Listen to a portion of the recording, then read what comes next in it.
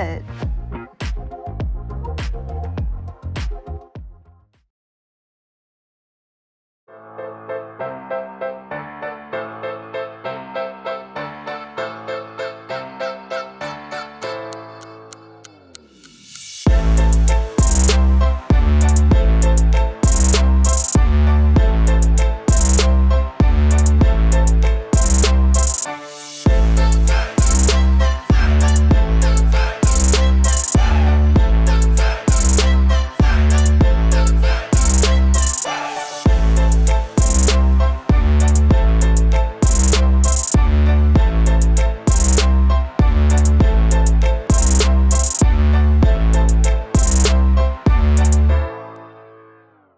Hello, and welcome to the Popcorn List pop-up series screening of Clocked.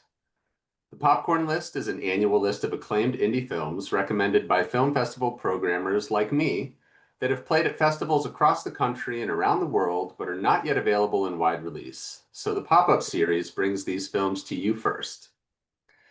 I'm Jason Hoffman, the artistic director of the Indy Film Fest in Indianapolis, Indiana, and I'm honored to have recommended Clocked to the 2025 edition of the Popcorn List.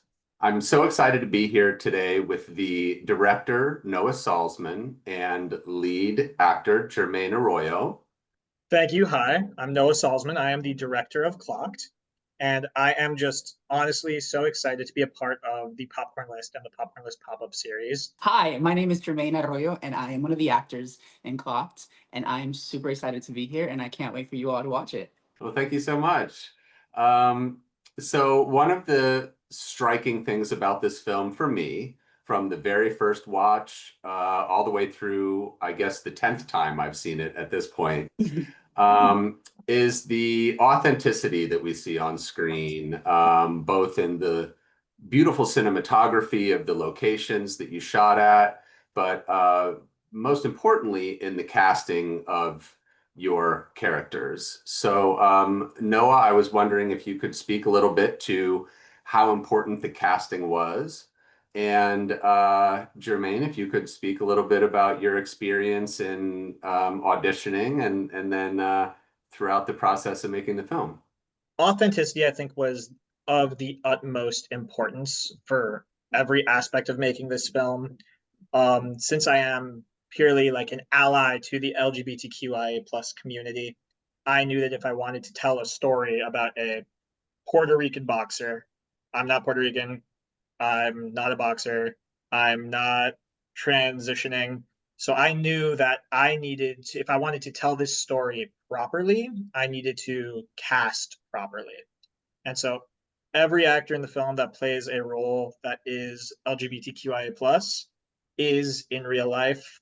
I thought that it was remarkably important to have drag queens who have been drag queens in real life. I thought, Jermaine actually, when they auditioned, told us during their second audition that they had recently come out to their loved ones as non-binary.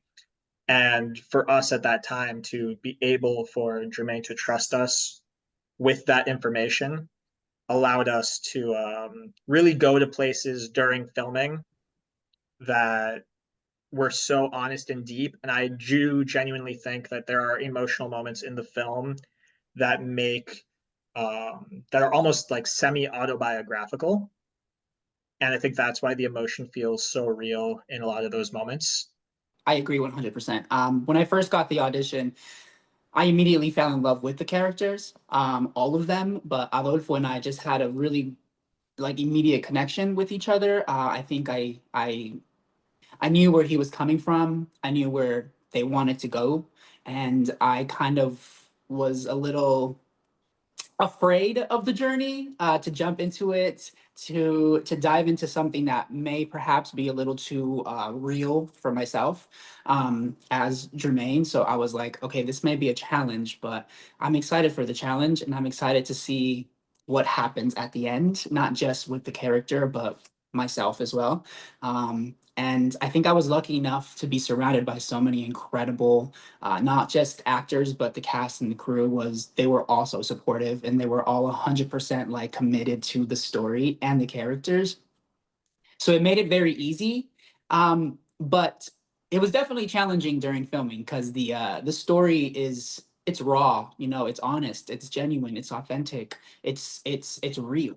And so I wanted to do justice to all of that, but at the same time, I was also putting myself out there in front of a lot of people that not just myself wasn't ready to, necessarily share all of that or be so vulnerable in that place.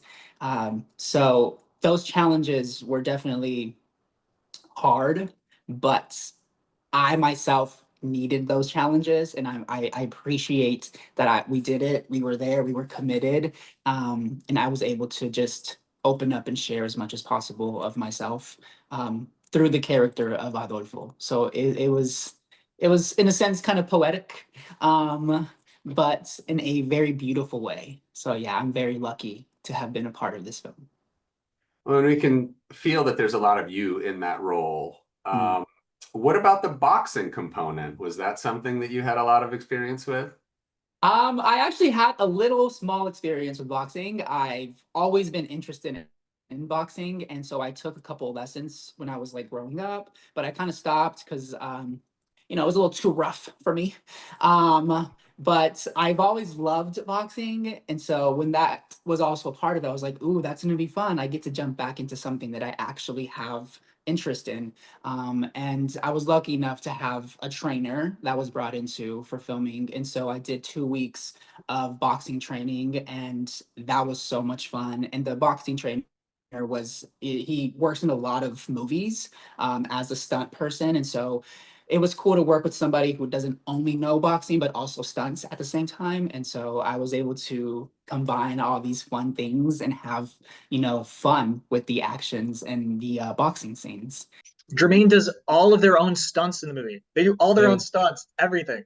Yeah. I did, and I feel bad for the stunt kids because I actually hit him a few times, a little too hard. But of course, as a stumper, he's like, "Oh no, I like it. I like this. Keep going, keep going." But it was fun. It was an actual boxing scenes, actually like getting into it, and yeah, it was cool. One of the beautiful things in this film is the cinematography. Mm. And Noah, I was wondering if you could speak a little bit to who your cinematographer was and Yeah, how you found the right cinematographer for this project. that's a great question. So actually, the executive producer and also the cinematographer of the film is my father. They were a cinematographer for 30 something plus years in LA doing commercials, indie films, stuff like that. And to have grown up in a household with a cinematographer made it easy for us to have a similar locked in cinematic language that we knew that we could talk about before the film. So a lot of times, what I guess we lacked in like prep time of an average massive studio movie, we made up for in being able to just have conversations for months and months, even while I was writing the film, about Mm. like what certain scenes would look like and things like that. And I'm super grateful for, their assistance on the film. They were a major guiding light for me. My dad was a major guiding light for me on the project, bouncing ideas. And yeah, I mean, our lighting kit was so small. I think we used mostly natural light. Um, the lights that we used in villain theater were just like the villain theater lights and a couple Astera bulbs. And then we had they're called China balls. We used China balls for the rest of like our lighting. And yeah, that was literally all we had. And I think that just shows the level of talent that I was luckily able to work with my father on the project. Mhm. Yeah. Well, it's a beautiful film with beautiful performances. And we do have one last question for you, and it's the really hard-hitting question that I hope you're prepared for. Uh-oh. What is your favorite popcorn? And if you have a particular style of eating that popcorn, what is your popcorn eating style? Uh-oh. Jermaine, would you like to go or should I go? Up to you. You go first. I have to think about it. Okay. Garrett's Popcorn in Chicago. They have a mix, they have a combo of like, it's a bag and it's a combo of caramel corn and the cheddar cheese popcorn. Chicago And, style. and it's by the handful. You got to go. Some of it's getting on the floor, some of it's getting on your shirt, but most of it's getting in your mouth. And that's how you got to eat Garrett's. Yep. Oh my God. I've never had Garrett's popcorn, so I must try. But for me, I have to say it's the caramel popcorn. I love caramel popcorn. It's my favorite thing. Also, the method is just a big old handful because it's the whole part of the movie, like there's like a thriller, you're like, oh, like getting scared, you gotta like, it's the whole part of the experience. And so yeah, handfuls, caramel, down. Beautiful. Well, thank you so much for sharing that with us and for sharing some information and your experiences making this film. And you can follow me at noahsauls _ on Instagram. You can follow Clocked at Clocked Film on Instagram. Yes. Yeah, my Instagram is at Jermaine Adroy. Thank you for joining us for the inaugural pop-up series and for being part of a community that is excited to discover fresh, hot films. Make sure to catch all 8 films in the Popcorn List pop-up series in theaters and online throughout the month, and follow us at the Popcorn List for updates on films and screenings and more. Now enjoy the show.